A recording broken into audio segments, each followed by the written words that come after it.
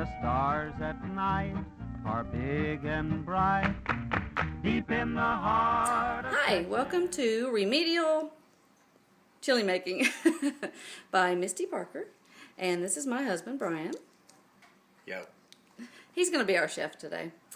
So this recipe comes from Rob Jones, who happened to win a food contest on my blog, Unwritten. Yay, Rob. Yay. And it's called Texas Chili. We've been to Texas, what, once? Once.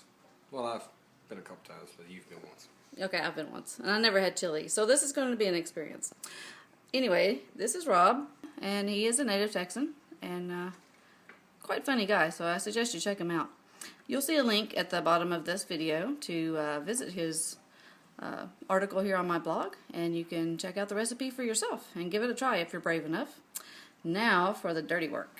The first step in making Texas chili is to mix up a chili seasoning, and you're apparently going to use this for every batch of chili you make. Not the whole thing or you will die.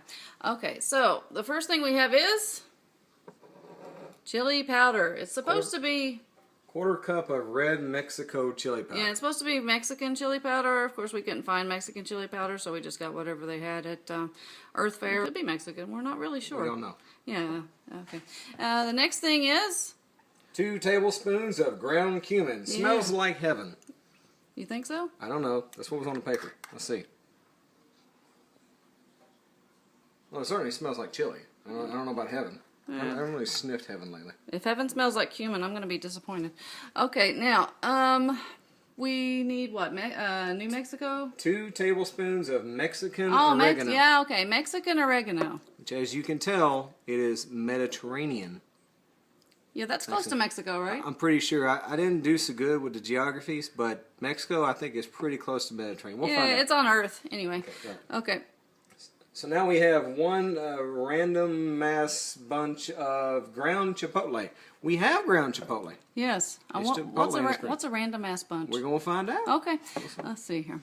All right, so now we need 1 tablespoon of garlic powder. Garlic powder, I got that. That's the cheap stuff. That's the cheap stuff. Yeah, which the cheap stuff sometimes is the best stuff. Okay, all right. Now we need 1 teaspoon of ground allspice.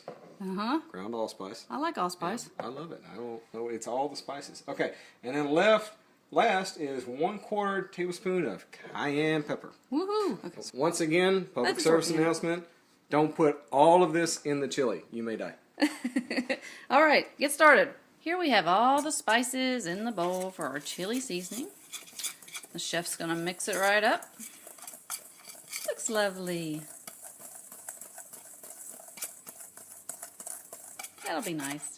Next up, we will start with the main ingredients for our where is that? Oh, there it is. The main ingredients for our chili, which is the beef, the tomatoes, the beans, and all that. All right, we have our ground beef being almost browned here. The chef's doing a great job. The next step is to dice up the onion, and we'll do that, and we'll come right back. All right, we now have our beef ground. What we're going to do now is saute the onions. The recipe does call for canola oil, but what we're doing is taking good advantage of the beef grease and all this wonderful beefy goodness that you see right here. If we need to add a little oil, we will, but we'll be back when it's done. Here we have our onions sauteing, and they look beautiful. Next, we're going to start on the sauce. So, Chef, what do we got? Well, we got 1 can of Rotel with juice. See, this is the Kroger version, mild, because we're going to adjust the flavor with our spice later on. We have 2 cans of red kidney beans, Kroger brand. They did not reimburse us for this advertisement. 1 can of diced tomatoes, drained. Obviously not drained yet. I'll be working on that here in a minute.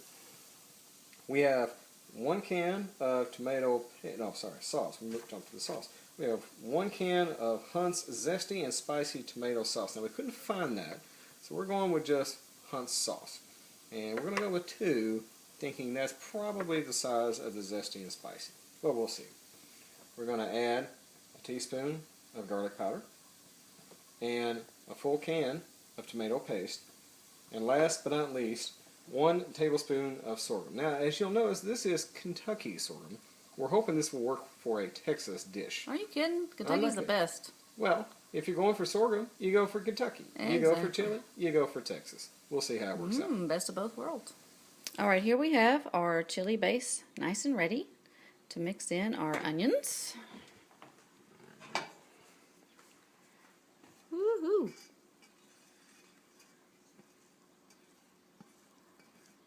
I am hungry. Telling me. I think we started this too late.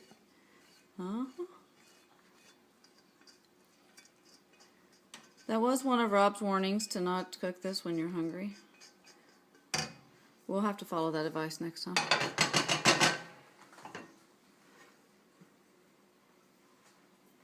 Next we have our Next beef. is the beef. Mm-hmm. Prepared earlier.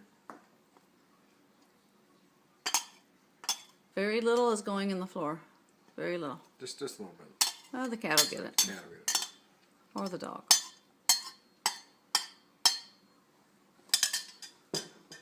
Then the all-important Chili seasoning. We're starting out with 2 teaspoons here.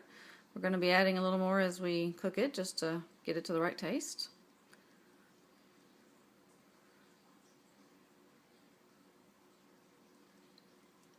Lovely. And last but not least, We're going to sprinkle some cherry peppercorns. Grind them up right over the top of it. I mean, I've fold never them had in. this before. I'm curious to see how this tastes. I'm going to go coarse grind on this. And this is a fairly big pot, so I'm going to put a little bit in there. Nice.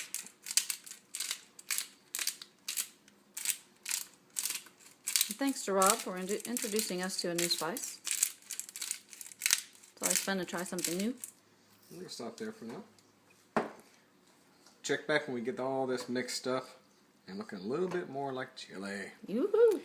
Alright, our chili has been simmering for quite a while. We're going to check in on it. Oh my goodness. Is that not beautiful? Pretty beautiful. Now we're cooking and we're stirring and we're cooking and we're stirring. And it's so beautiful. I really want to eat it. Why don't you give it a taste check? I'll give it a taste check. Alright. Give it a tasting spoon. I bet this is pretty warm. Yeah, don't burn yourself.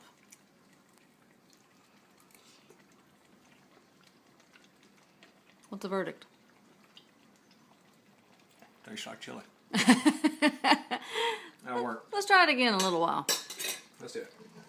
Cook some more, baby. Cook some more. All right. It is time for taste check number 2.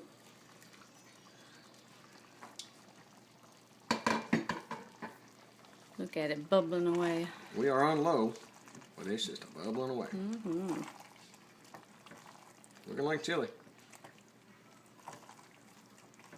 There we go. We gotta stir it up a little bit.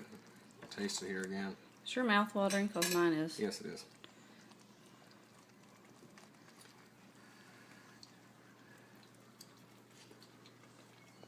What you think? I think it's hot. But I think it needs another teaspoon of our special seasoning over here. All right. There it is. Stir some more good stuff in. Pour Ooh, this got a little pepper too. Oh yeah, we got a little pepper. We must listen to Mr. Jones as much as possible. Mr. Jones said more pepper. You know, it helps when you take the lid off. I wonder why I wasn't getting any pepper there. This is why this is remedial chili cooking. If only we had Rob Jones here, chili expert from Texas. Oh well, we're learning. We're learning. Stir it in and let it cook. Don't be in a hurry. Don't be in a hurry. I'm gonna eat my own foot off, but I won't be in a hurry. It's all right. You want some spice for that foot? A little ketchup, please. You got it. Why? Because we from Kentucky. Let's let it cook a little more and we'll come back. This is taste check number 3, I think. It is a work of art already. Yeah. It's been simmering for about 2.5 hours. Not hardly all day. It's very warm. That's very warm temperature-wise. How is the spices? Spice-wise, I like it a little warm. I think we need a little bit more. Okay. A little bit more. We're going to go one more. All right, so we've added, let's see, we started off with 2 teaspoons of chili seasoning, and we added 1 more last time, right? And this is 1 more. So this is about 4 teaspoons of chili seasoning. Think we should hit with a little more pepper? A little more pepper. A little more pepper. And this time, I shall remove the Oh, smart boy. Yeah, he learns. I've trained him well. Very nice. There we go. I'll fold that in. Let's let it reach at least the 3-hour mark before we Absolutely. try it again. Okay. I'll chill the beers, okay? Okay. The moment of truth has arrived. It has simmered as long as we can stand it. About 3 hours. Which is all day in Kentucky. Which is all day in Kentucky. We don't have a lot of patience. Now we're going to dish it out in our bowls. Ooh. That's lovely. You want some more? Beautiful. No, I think I'll start with that for now, just in case. I'm going to throw a little more in mine. Sure. There we go. We're going to leave it on simmer to try and achieve all day. Which will be part of the day. You ready to eat? I am ready to eat. Let's give it a try. Let's give it a try. All right, we have chili. We have Corona. Give it a try and see what you think. Still quite warm.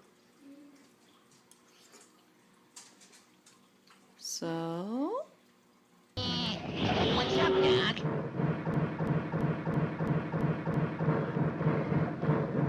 Stop steaming up my tail! yeah, It's not that bad. It's very chili like. It's a little bit sweet. It's got good distribution of flavors. I wouldn't call it hot. I think we had 4 teaspoons in there. I mean, there's a little bit of heat, but it's not what I would call hot. Although I think with enough of it, it certainly would rank up to hot. If you want to throw a little more of the chipotle or possibly the cayenne on there, that would definitely kick up the heat without necessarily altering